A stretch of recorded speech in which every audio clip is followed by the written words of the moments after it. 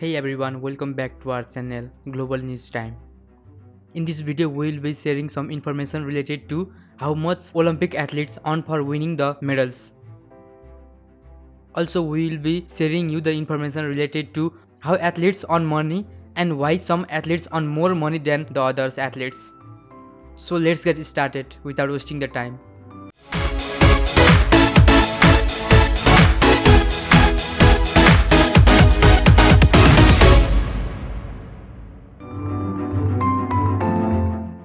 So as we all know, Tokyo 2020 Olympics is going on and many countries are winning gold medals and other medals.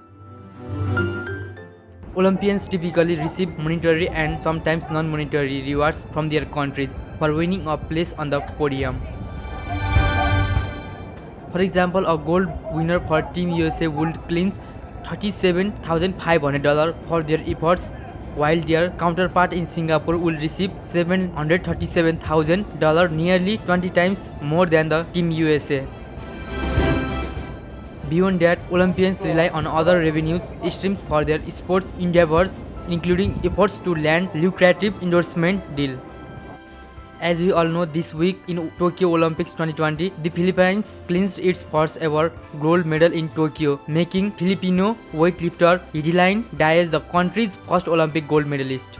As a reward for her historic achievement, Diaz will reportedly receive at least 33 million Philippine pesos, around $600,000, from the Philippine Sports Commission as well as the country's top businessman. She has also been offered 2 homes and free flights for life, according to the reports. While the International Olympic Committee does not pay prize money to medalists, many countries offer monetary rewards to their athletes for the number of medals they win at the Olympics. So let's have a look how much money medalists from 12 countries could take home based on data compiled by CNBC from various national Olympic committees, sports association as well as personal finance site Money Under 30. So as you can see on the screen, the first country is Singapore, which pays $737,000 for gold medalist and $369,000 for silver and $184,000 for bronze. As well as on the second list we have Kazakhstan, which pays around $250,000 for gold medalist, $150,000 for silver medalist and $75,000 for bronze medalist. As well as you can see the other 10 countries which pays money for gold, silver and bronze medalist in the Olympics. So in this section, let's see why some athletes earn more money.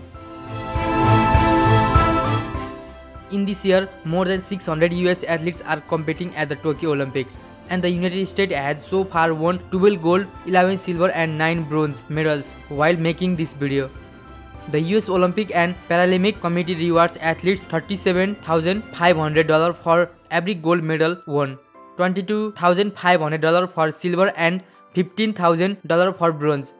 Most of the prize money is not taxable unless athletes report gross income that exceeds $1 million. US athletes also receive other forms of support including health insurance, access to top-tier medical facilities and college tuition assistance.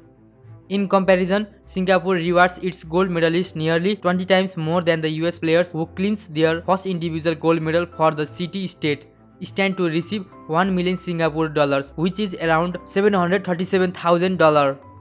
The prize money is taxable and awardees are required to return a portion of it to their national sports association for future training and development. The country sent only 23 athletes to Tokyo. The sporting economy in the US allows athletes to better monetize their talents as most of it is driven by the private sector, according to Miss Partha Sarathi, founder and executive director at consulting firm Picture Board Partners. In places like Singapore, India and elsewhere, many of national sporting initiatives are driven by government that sometimes use higher monetary rewards to encourage a growing sporting culture. Athletes who win gold receive 1 million ringgit, which is more than $200,000, while silver winners are awarded 300,000 ringgit and 100,000 ringgit is given to the athletes who win bronze.